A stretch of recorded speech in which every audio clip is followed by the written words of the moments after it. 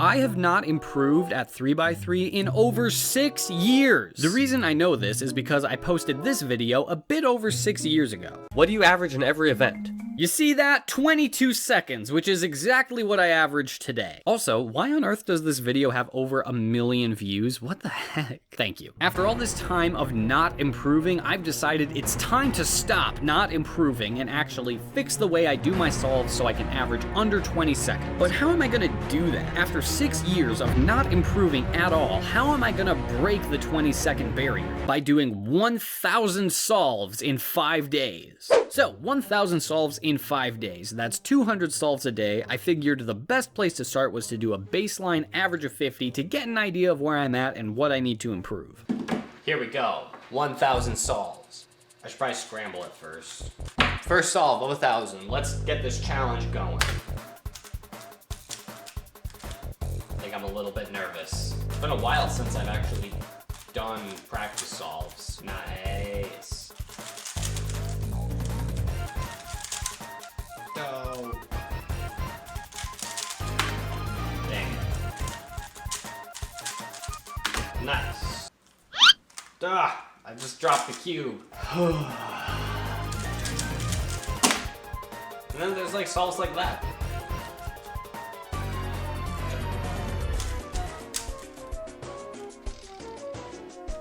Oh no. Oh, what am I doing? That's okay. That's what this challenge is about. Looks like we've got some work to do. So, I finished with an average of 22.53 seconds. Here's a graph showing oh my goodness, that is a spike. This solve makes the rest of the average look pretty consistent. Let's zoom in a bit. Now we can see I was actually not consistent at all. I had solves down here in the 17-second range and lots of solves up here in the 25-second range. The red line marks 20 seconds, so we want the majority of the points to be below the line, and that is definitely not the case here. 30 of the solves were between 20 and 25 seconds. 7 solves were more than 25 seconds, which is 13 solves were under 20 seconds. And I didn't get any sub-15 solves. Here's what I learned from this session. Number 1, I need to get better at planning and executing cross solutions. Look at how long it takes me to finish the cross here.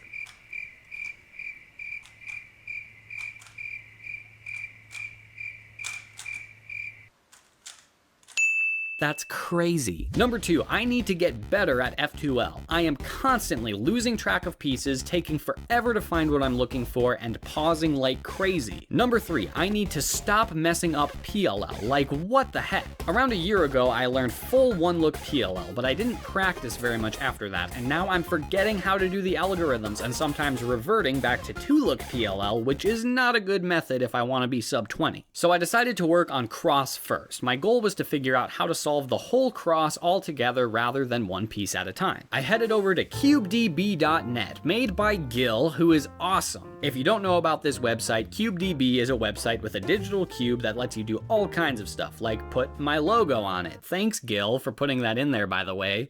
Very cool. The feature I'm looking for is one that lets me put in a scramble and it will tell me a handful of optimal solutions for the cross. So I did 50 cross solves where I put in the scramble, picked a solution, and really thought about why each turn was important and how it was affecting the cube. And it was seriously so helpful, my goodness. 10 out of 10 would highly recommend this feature of CubeDB. Mwah, chef's kiss. Very cool. I'm counting the 50 cross solves toward the 1,000, and before you say it ruins the challenge and this video's clickbait and they weren't full solves, I don't believe I ever said full solves. 1,000 solves, cross solves included. Nice. The next thing I wanted to work on was PLL, because I have all week to improve F2L, but I want to knock this problem out right away. I did 50 NA perms, NB perms, GC perms, and GD perms, which are all the ones I was struggling to recognize. And yes, I'm counting that as 50 as well. So now we've got 50 solves left for the day. Let's see if that practice makes a difference. No, darn it. Oh, I messed up a G perm. Darn it.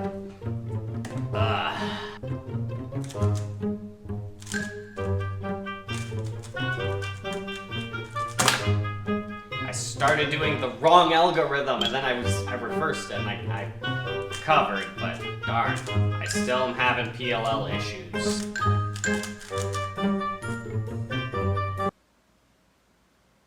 Oh my gosh, I have to go. It took me, I got stuck. Because I thought, wait a minute, how do I start this algorithm? So obviously I was still having PLL problems, but a lot of my solves were actually pretty good. Even though I didn't have any gigantic spikes like earlier, I was actually solving less consistently. I had more sub-20 solves than earlier, I even got a sub-15, wow! But I also had more solves over 25 seconds, which is no bueno. But that was nothing compared to what day 2 had in store. It's currently like 7 in the morning, so hopefully my sleepy brain doesn't mess me up. Blah. I started with a reasonably consistent average of 50 compared to yesterday with an average of 22.05. The main thing I was struggling with this time was that I would plan a cross solution, start doing it, and then lose one of the pieces. It's because the first few turns of my solution would move the unsolved cross pieces away from where they started. Who would have thunk it? The solution? More practice. I got no sub-15s, 13 between 50 and 20, 26 between 20 and 25, and 11 above 25 seconds, yikes. For days 2, 3, and 4, I did an average of 50, 50 cross solves with unlimited inspection time followed by slow turning F2L, 50 times through each of the PLL algorithms I was having a hard time with, and then another average of 50 at the end. And the second average of 50 of day 2 was pretty darn awesome. That was a pretty good first solve. I did not think that was going to be that good of a first solve. Yeah! Yeah! Nice! Oh, yeah! Nice! Oh, dang it.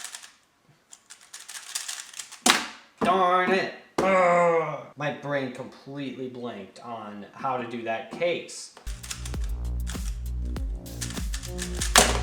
Oh! Oh my goodness! Oh, that was a beautiful solve. That one, that's way a good solve. Oh, that is just so nice feeling. I was so close to that sweet, sweet sub-20 average ending with 20.02. Here's the graphs. It was a fairly consistent average by my standards, no gigantic mess-ups, and a few solves comfortably under the 20-second mark. I'm gonna get that sub-20 average of 50 tomorrow. I know it. All right, here we go. Day 3, round 1.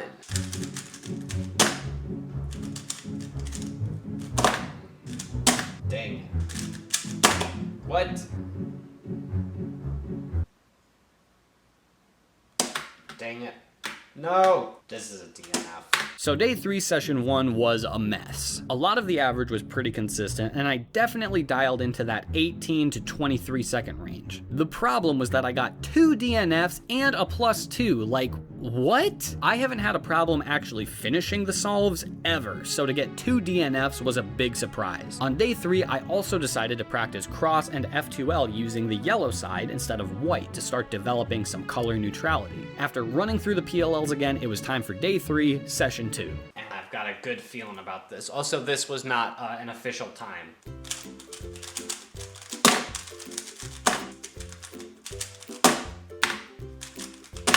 Nice.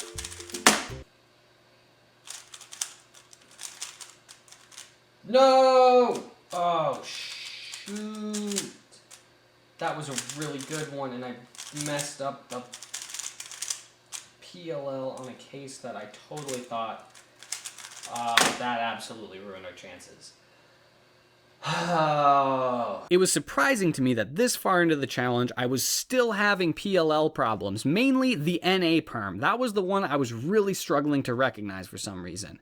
Who knows? Maybe day 4 will be better. Today I'm going to focus on turning just a little bit slower and trying to look ahead just a little bit to reduce pausing. I think that's actually going to go a long way.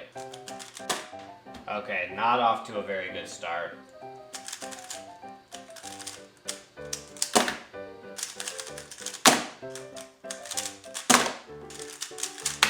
Nice! That time I was really embracing the idea of turning a little bit more slowly, but I think it actually helped me out a lot. Oh, dang it. You know what? DNF. I'm cheating. That solve, not in the average. That could have totally been sub 15. Boom, 50 solves, 19.49. We're just gonna real quick, boom, DNF, come up here and boop. Are you sure you want to delete it? Yes. Ba-ba. 19.49. Nice. So if I didn't sound totally excited about my first sub 20 average of 50 ever, it's because I was feeling kind of bad about deleting that really bad solve. I didn't feel like I really got a true sub 20 average of 50, so I decided I wasn't going to do that anymore. It was a pretty darn good average of 50, but if this challenge is going to count, no more cheating. All right, here we go, everyone. Day 4. This is round 2, last 50 solves of the day. I've been practicing PLLs like crazy. No DNFs this time. We're getting that sub 20. Yeah. Whoa! Oh! A sub 15 solve with yellow cross. Amazing.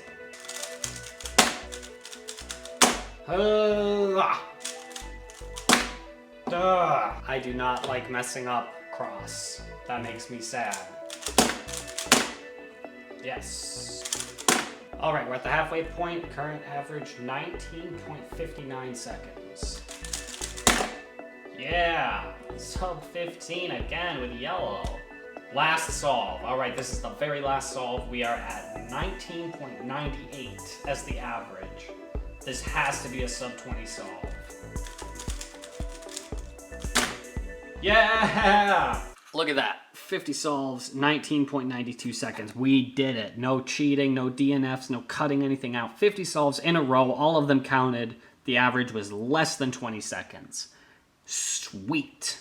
Dun da da da, we did it! The average was pretty good, but the challenge isn't over yet. We got one more day, and instead of doing 2 separate averages, I decided to do my cross/F2L practice and PLL practice first, and then do a full average of 100 to finish the challenge. Let's do this. Can we do a sub 20 average of 100? We're about to find out. We are off to a very good start, my friends. And we're off to a very bad start. Oh, nice. Oh, dang it. That was awful. That was terrible. That was a really bad decision to do yellow. Ugh. I kept seeing white and my brain was just like coming up with a solution of white. That was brutal. That was solve number 50. Right now our average is 20.27. Nice. Yeah. Oh, so close to sub 13. Oh, that was a good one. That was solve 75. Our average is 19.81. We are on the right path.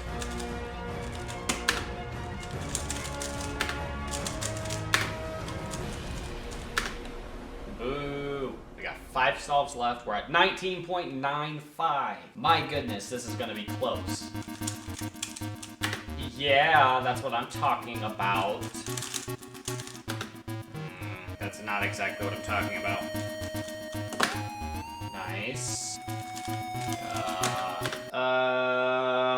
All right, everyone. This is the last solve of the 1,000 solves in 5 days challenge. Our average right now is 19.95. If this solve is less than 20 seconds, we will have successfully done a sub 20 average of 100 for the first time in my entire cubing career. Take a deep breath. We can do this. Oh my goodness. Can't crumble under the pressure.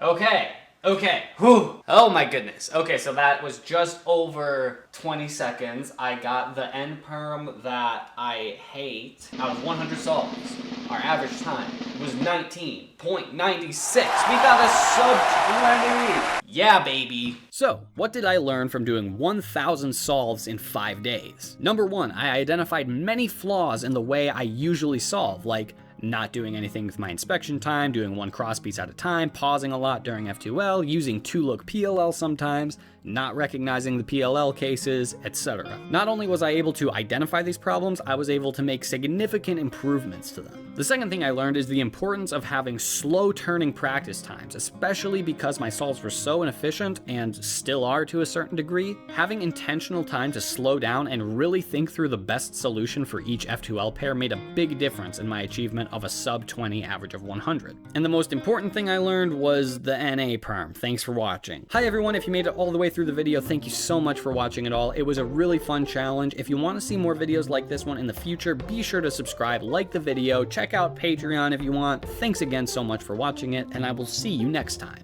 Bye.